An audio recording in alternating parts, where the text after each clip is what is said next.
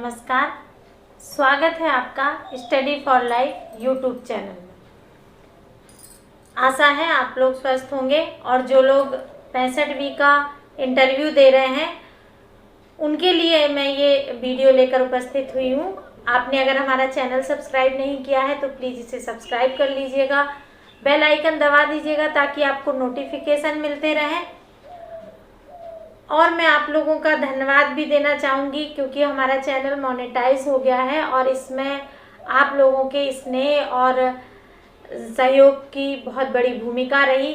आपने हमारे वीडियो देखे, उनको लाइक शेयर किया, जिसके कारण हमारा चैनल मोनेटाइज हो पाया। तो हम आपको धन्यवाद देते हैं। आइए हम आज बात करते हैं इंटरव्यू के लिए पूछे जाने वाले कुछ हिंदी साहित्य के प्रश्नों पर। हमारे ही किसी स्टूडेंट ने जो इंटरव्यू देने वाला है अभी 65वीं में, उसने कुछ क्वेश्चंस किए थे कि मैम इनके आंसर बता दीजिएगा। तो मुझे लगा कि मैं ये आंसर आपको सार्वजनिक बता देती हूँ क्योंकि उसे मैं पर्सनल फ़ोन पर भी बता सकती थी, पर समस्या ये थी कि वो सिर्फ उसी को मिल पाते। मुझे लगा कि अगर मैं वीडियो बनाकर दे दूंगी तो और भी विद्यार्थी जो इंटरव्यू देने वाले हैं वो इसे देख पाएंगे, समझ पाएंगे। पता नहीं किसके हिस्से कौन सा प्रश्न आएगा। तो एक तो प्रश्न है हिंदी साहित्य में, जो ये मेरे पास मोबाइल में लिस्ट है, मैं इसी से आपको क्वेश्चन का आंसर दे रही हूँ। साहित्य क्या है? तो साहित्य क्या है, इस पर हमारा हिंदी साहित्य की प्लेलिस्ट में पूरा वीडियो बना हुआ है। आपको डिस्क्रिप्शन बॉक्स में लिंक दे दिया जाएगा, आप वहां से भी देख लीजिएगा। और मैं अभी आपको 2 लाइन में बता भी देती हूँ कि साहित्य, जैसा कि शब्द से ही पता चल रहा है, साहित्य यानी कि दूसरों के हित के लिए, समाज के हित के लिए लिखा गया कुछ सार्थक, जो भी सार्थक चीजें जो लिखी गई जिससे समाज का कोई हित हो, वो क्या कहलाया? साहित्य कहलाया। यानी कि ऐसा लेखन जो सार्थक होने के साथ साथ समाज के हित के लिए हो और मनोरंजन के लिए भी हो, वो साहित्य कहलाया। केवल मनोरंजन होगा तो भी साहित्य नहीं कहलाएगा और केवल समाज का हित होगा तो भी वो साहित्य नहीं कहलाएगा, क्योंकि समाज के हित के लिए तो साइंस की बुक भी लिखी जाती है पर वो साहित्य नहीं होती। इसी तरह कोई ऐसी फुहड़ बुक जिससे सिर्फ मनोरंजन हो और समाज के हित की कोई बात ना हो उसमें, तो वो साहित्य की श्रेणी में नहीं आता। तो साहित्य की श्रेणी में कौन आता है? ऐसा लेखन जो सार्थक हो, जिससे समाज का हित हो और जिसमें समाज के लिए एक मनोरंजन की स्थिति भी हो, मनोरंजन भी हो समाज का, तो वो क्या कहलाएगा? साहित्य कहलाएगा। अगला पॉइंट है कि भाषा और साहित्य में क्या फर्क है।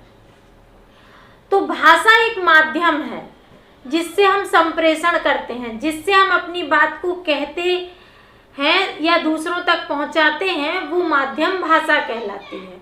इसीलिए भाषा के अंतर्गत हर वो हाव भाव आते हैं जो लिखे भले न जाएं पर वो भाषा होती है। बोल कर बताने के साथ साथ अगर हम इशारों में भी कोई बात कहते हैं तो वो भी सांकेतिक भाषा के अंतर्गत आती है। तो भाषा क्या है? भाषा एक माध्यम है।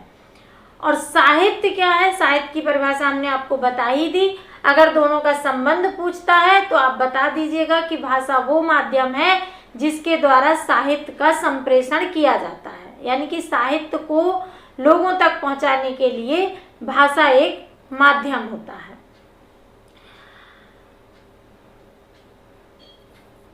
और एक प्रश्न है, राष्ट्र कवि कौन है? ये एक और स्टूडेंट ने हमें व्हाट्सएप किया था कि मैम राष्ट्र कवि कौन है, बता दीजिएगा। तो मूलतः 2 कवियों का नाम राष्ट्र कवि के रूप में लिया जाता है। एक तो है मैथिली शरण गुप्त जी और दूसरा नाम है हमारे दिनकर जी का। दिनकर जी चूंकि बिहार के हैं तो आप इनकी कृतियां अच्छे से याद कर लीजिएगा। मैथिली शरण गुप्त के बारे में भी जान लीजिएगा क्योंकि अभी 3 अगस्त को ही उनका जन्मदिन था।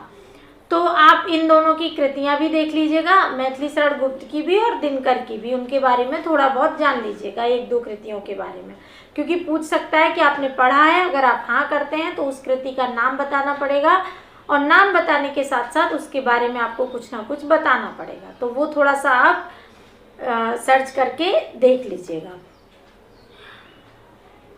एक क्वेश्चन है, आपकी प्रिय रचना कौन सी है और क्यों? तो आप कोई भी रचना का नाम ले सकते हैं और वो आपको क्यों पसंद है ये भी आप बता सकते हैं। तो इसमें तो ऐसा कुछ है नहीं।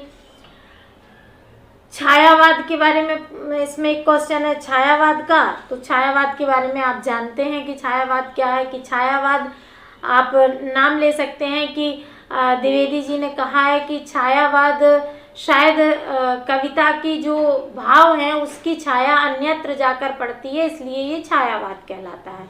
डॉक्टर नगेंद्र ने इसकी परिभाषा देते हुए कहा है कि ये स्थूल के प्रति सूक्ष्म का विद्रोह है। एक और प्रश्न है, आंचलिकता और महाकाव्यात्मकता।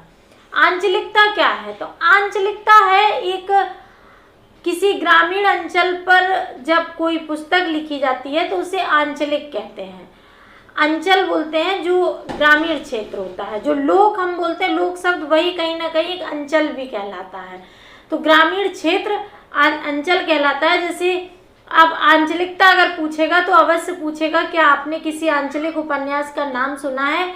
तो वो फणीश्वर नाथ रेणु का मैला आंचल है, जिसे आंचलिक उपन्यास कहा जाता है, जो मेरीगंज में, पूर्णिया जिले के मेरीगंज गांव पे आधारित है। और उसमें पूरी आंचलिकता भर दी गई, क्योंकि भाषा शैली जो भी है वहाँ वैसे ही लिख दिया गया है।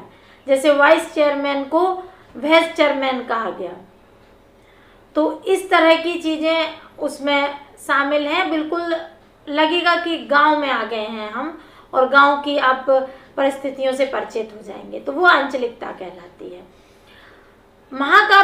महाकाव्यात्मकता कहलाती है जब किसी भी रचना में किसी व्यक्ति के संपूर्ण जीवन का वर्णन किया जाता है तो वो महाकाव्यात्मकता हो जाती है। जैसे गोदान में होरी का संपूर्ण जीवन चरित्र कहा गया है, किसान का महाकाव्य है वो, मतलब किसान के जीवन का पूरा चरित्र दिखाया गया। जैसे कामायनी को भी महाकाव्य कहते हैं, उसमें मना स्थिति के भी जितने पहलू होते हैं उन सब पर बात की गई।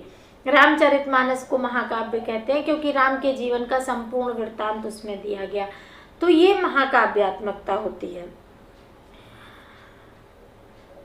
अगला है दलित लेखन या महिला लेखन। दलित लेखन, महिला लेखन। दलित लेखन में ऐसे कुछ राइटर्स हैं जो सिर्फ दलितों के लिए लिखते हैं, दलितों की स्थिति को बयान करते हुए लिखते हैं, वो दलित लेखन कहलाता है। और महिला लेखन जो महिलाओं की स्थिति को बयां करते हुए जो भी रचनाएं की जाती हैं, जो भी लेखन किया जाता है, वो महिला लेखन होता है। और वो दलित लेखन होता है जो दलितों के लिए लिखा, मतलब दलितों के पढ़ने के लिए नहीं, जिनमें दलितों की बात की जाती है, जिनमें दलितों की स्थिति को बयां किया जाता है, वो दलित लेखन कहलाता है। जनवादी कविता या नई कविता। नई कविता पुरानी कविताओं को तोड़कर पुरानी रूढ़ियों को तोड़कर नएपन की कविता है, उसे नई कविता कहा गया। और उसी की तरह जनवादी कविता हुई जो आम जन के लिए कही गई, जिसमें जनता के मुद्दे थे, वो जनवादी कविता कही गई। अगला प्रश्न है निराला में निरालापन क्या है? निराला में निरालापन क्या है? तो निराला, जैसे उन्होंने नाम अपना उपनाम निराला रखा, उनमें सब कुछ निराला ही था। आप बता सकते हैं कि सबसे निराला था कि बंधन को तोड़ने की बात करते हैं, कविता लिखते हैं लेकिन छंद के बंधन से मुक्त करते हैं, उसको मुक्त छंद की बात करते हैं, तो ये भी निरालापन था। खुद बहुत फकीर की तरह रहते हैं, पैसे का अभाव है, धन का अभाव है, लेकिन दूसरों की मदद के लिए जो भी पारितोषिक मिलता है उसको संपूर्णता में लुटा देना, ये निरालापन ही था उनका। खुद फाके करके भी अपने पैसे को दूसरों को दे देना, ये उनका निरालापन ही था। और कविता के साथ साथ स्वाभिमान के साथ समझौता कभी नहीं किया निराला जी ने। उनकी कविता छपी हो नहीं छपी हो, उन्होंने कभी समझौता नहीं किया, ये भी उनका एक निरालापन ही था। सिनेमा और साहित्य में क्या अंतर है? साहित्य में बता चुकी हूँ, समग्र साहित्य को जब वो दृश्य रूप में आपके सामने प्रस्तुत करता है तो वो सिनेमा कहलाता है। यही साहित्य और सिनेमा में बेसिक अंतर है। लेकिन साहित्य हमेशा साहित्य होता है, समाज के हित के लिए होता है, लेकिन सिनेमा कभी कभी मनोरंजन परक भी हो जाता है, जिसमें कभी कभी किसी सिनेमा में, किसी मूवी में ऐसी कोई बात नहीं होती जो समाज के हित के लिए हो, केवल मनोरंजन परक हो जाता है। लेकिन साहित्य कभी भी केवल मनोरंजन परक नहीं होता है। क्या भक्ति काल आज भी सर्वश्रेष्ठ है? हाँ, भक्ति काल को स्वर्ण युग की संज्ञा प्रदान है। भक्ति काल इसलिए सर्वश्रेष्ठ है, आप हाँ में आंसर दीजिएगा तो वो आपको तर्क मांगेंगे, तो आप तर्क दीजिएगा कि भक्ति काल इसलिए सर्वश्रेष्ठ है क्योंकि भक्ति काल में जो कविताएं लिखी गई, जो रचनाएं की गई, कबीर ने की हों या तुलसी ने की हों या सूरदास ने की हों, वो आज के लिए बहुत प्रासंगिक है। तुलसी की गोपियों की जो स्वतंत्रता है, जो बौद्धिकता है, वो आज भी नारियों को प्राप्त नहीं है। कबीर ने जो उस समय धर्म विरोधी और जो धार्मिक रूढ़ियाँ और आडंबरों का विरोध किया था, वो आज पॉसिबल नहीं है, आज नहीं हो पा रहा है, तो वो आज के लिए भी प्रासंगिक है, वो आज भी लागू होना चाहिए। जो तुलसीदास रामचरितमानस में राम राज्य की बात करते हैं वो आज भी उपलब्ध नहीं है। राम राज्य राजतांत्रिक होते हुए भी राम जनता की बात मानते हैं। वो कहते हैं कि जो अनीति कछु भासो भाई, तो मोहि बर जाऊं भय बिसराई। अगर आपको कोई अनीति लगती है तो मुझे बिना भय के बताइए, मुझे दंडित कीजिए। वो राजतंत्र था, उसके बाद भी आज लोकतंत्र है, फिर भी हमारे अधिकारों को कोई सुनने वाला नहीं है, तो वो आज भी प्रासंगिक है और आज भी सर्वश्रेष्ठ है। लोक साहित्य, लोक भाषा और लोक मंगल क्या है? लोक साहित्य जैसे जो लोक ग्रामीण अंचल के लिए, जो लोक के लिए, जो आम जन के लिए जो साहित्य लिखा जाता है वो लोक साहित्य होता है। लोक भाषा भी वही है, जो आम जनता जो भाषा बोलती है वो लोक भाषाएं कहलाती हैं। जैसे पहले संस्कृत एलीट क्लास की भाषा थी और बाकी जो पाली भाषा थी ये आम जन की भाषा थी, अपभ्रंश थी जो आम जन की भाषा थी। उसी तरह ये भी आज भी लोक भाषा जो है वो आम जन की जो भाषा है वो लोक भाषा कहलाती है। लोक मंगल वही है जो जनता के हित की बात हो, जो जनता के लिए मनोरंजन का काम करे, जनता के हित के लिए काम करे, जनता के लिए कल्याणकारी हो, वो लोक मंगलकारी हो गया।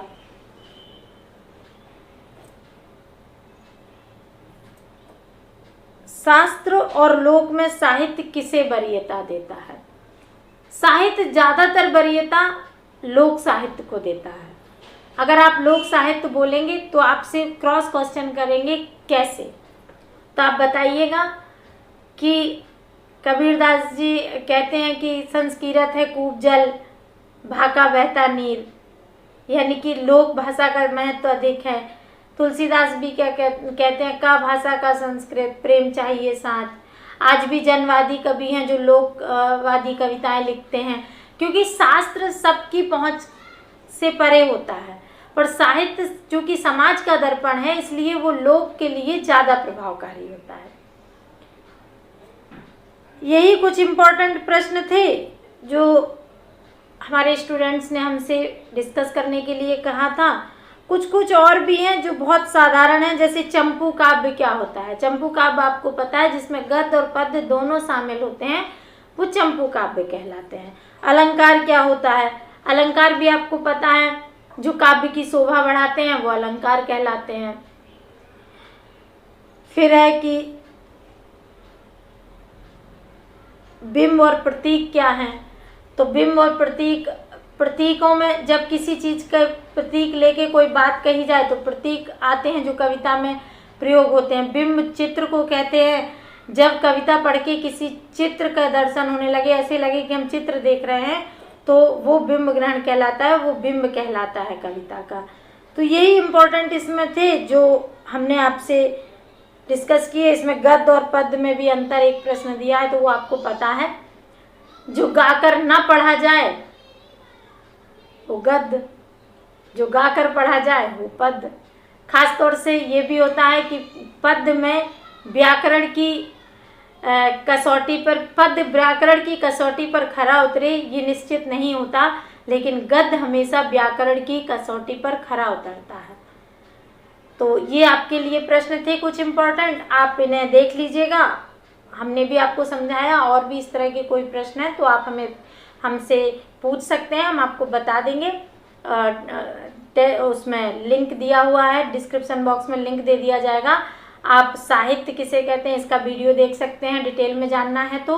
और टेलीग्राम चैनल का भी लिंक आपको मिल जाएगा, हमारा व्हाट्सएप नंबर भी मिल जाएगा। अगर आपको कोई कुछ पूछना है, कुछ जानना है तो आप व्हाट्सएप कर सकते हैं, मुझे पूछ सकते हैं।